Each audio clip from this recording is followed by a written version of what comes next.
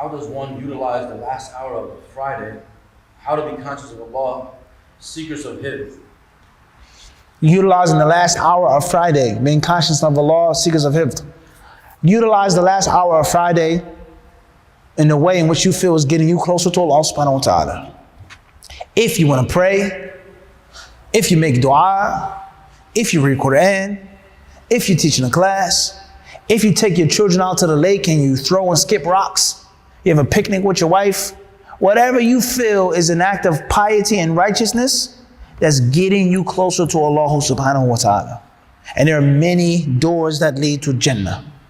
There are certain people who are naturally inclined towards certain things. This man by nature is a warrior. He's a warrior. He always was tough and strong from day one. He had a strong physical body from day one. He was never frail. He was never injured.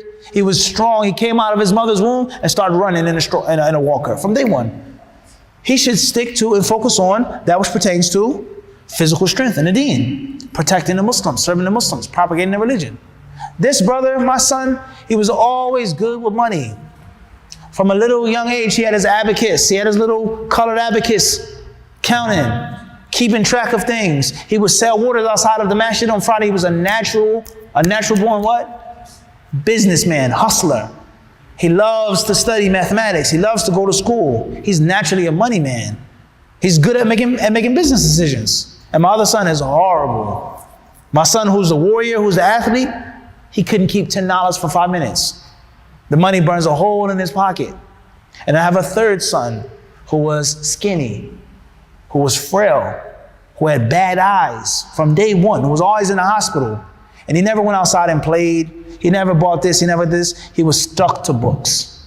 He will always pick up the nursery books, the kiddie books. 6, 7, 8, 9, 10. Every time I turn around, this son, this daughter has their nose in a book. They're reading and they're studying, they're naturally articulate. They get straight A's. And his other brothers are jealous of him. You're a daddy's favorite. You get everything because you're such a good student. He's naturally a student. Everyone understand this? So people have natural what?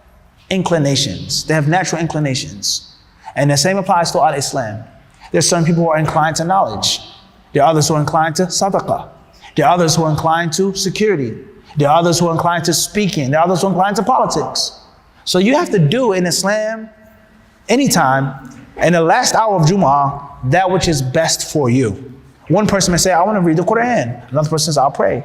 Another person says, I want to make dua. Another person says, I want to teach a class. That's my ibadah.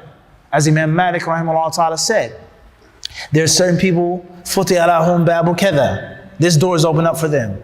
وَمِنَ النَّاسِ مَنْ فُتِحَ لَهُ بَابُ كَذَا. There are those who have this door open up for them. He says, وَفُتِحَ لِي بَابُ الْإِلْمِ وَرَضِيتُ بِمَا فَتَحَ اللَّهُ لِي. He says, as far as me, the door of knowledge was opened up. And I am pleased with what Allah has opened up for me. That's what Imam Malik said. I'm pleased with my natural inclination. And oftentimes people, they get out of sync when they fall out of their natural inclination. The Prophet ﷺ, he says, أَرْحَمُ أُمَّتِي بِأُمَّتِي أَبُو بَكْرٍ وَأَشَدُّهُمْ فِي اللَّهِ عُمَرُ وَأَصْدَقُهُمْ حَيَاءً Uthman. Al-Hadith. He says, the most knowledgeable or the most merciful of my nation to my nation is Abu Bakr. And the harshest from among them when it comes to Allah's rules, without a question, is Umar. The most shy, the most bashful is Uthman. To the end of the hadith, he spoke about Ali radiallahu anhu, he spoke about Zayd and his knowledge of inheritance. He spoke about Mu'adh ibn Jabal, his knowledge of the halal and the haram. وَأَقْرَأُهُمْ Ubay. He says, the ablest reciter from among my companions is what? It was Ubay ibn Ka'b.